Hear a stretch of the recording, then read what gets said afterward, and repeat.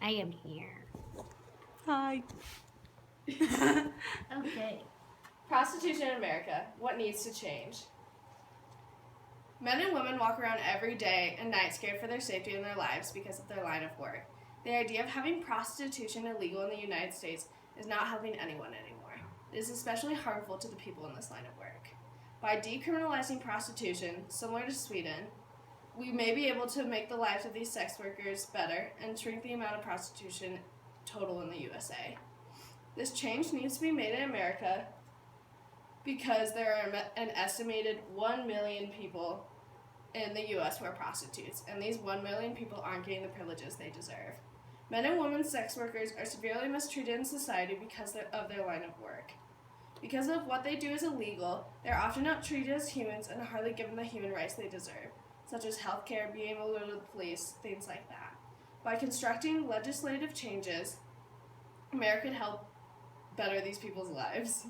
While prostitution may be the oldest profession, it's still very looked down upon, especially in American culture. Many say that prostitution is a crime, but Cornell law professor Sherry Combe defends the act of prostitution by saying, "Prostitution should not be a crime. Prostitutes are not committing an inherently harmful act. While the spread of disease and other detriments are possible in the practice of prostitution, criminalization is a sure way of extirpating rather than addressing such effects." Combe perfectly sums up what I'm trying to prove to y'all today. If prostitution is a person's consented profession, they should be allowed to do so and receive the benefits other workers receive. Another benefit of allowing sex workers legal work is it creates a safer environment for them to work in. As said by Melissa Ditmore, a PhD and coordinator of the Global Network of Sex Work Project, there comes a point where police become unuseful to prostitutes. Police cannot and do not simultaneously seek to arrest prostitutes and protect them from violence. Indeed, women describe being told, "What did you expect?" by police officers who refuse to investigate acts of violence perpetrated against women whom they knew engaged in prostitution. This negative relationship leads to staggering statistics of abuse in sex workers. 70 to 95% of prostitutes experience some type of physical assault as they attempt to work as a prostitute. 60 to 75% of prostitutes are raped while working as a prostitute. And 95% of prostitutes experience sexual harassment that in other industries would result in legal action. If prostitutes didn't have to worry about being arrested when they report harm against them, these rates would almost certainly go down.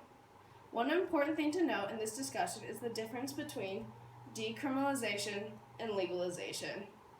In the case of prostitution, decriminalization would allow the work of sex to be legal, so they would be able to sell sex and still be able to receive benefits and all the legality that comes with it, but the act of purchasing sex would be illegal.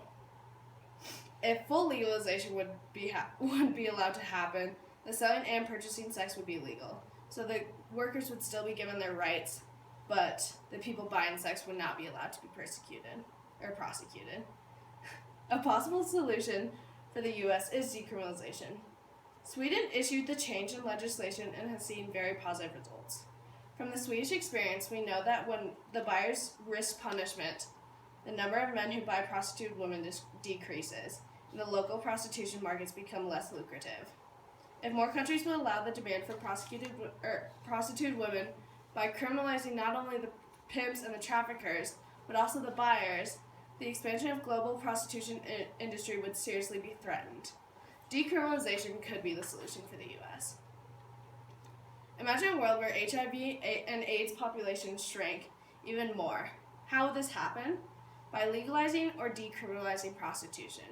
These men and women would be able, and maybe even required, to do constant STD tests and have a way to pay for medication and recovery if one is prevalent.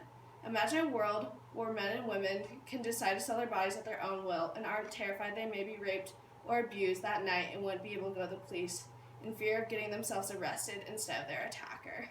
By legalizing, it would allow people to comfortably go to the police and get justice for the crimes against them. Imagine a world where sex trafficking could be more easily caught and stopped because the police could be involved in the prostitution business in a more positive way.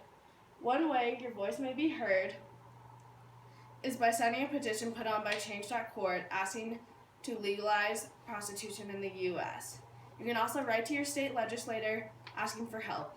Any small effort can go a long way. If some sort of legislation change comes to the U.S. in relation to either decriminalizing or legalizing prostitution, 1 million people could live happier, healthier, and safer lives. Thank you.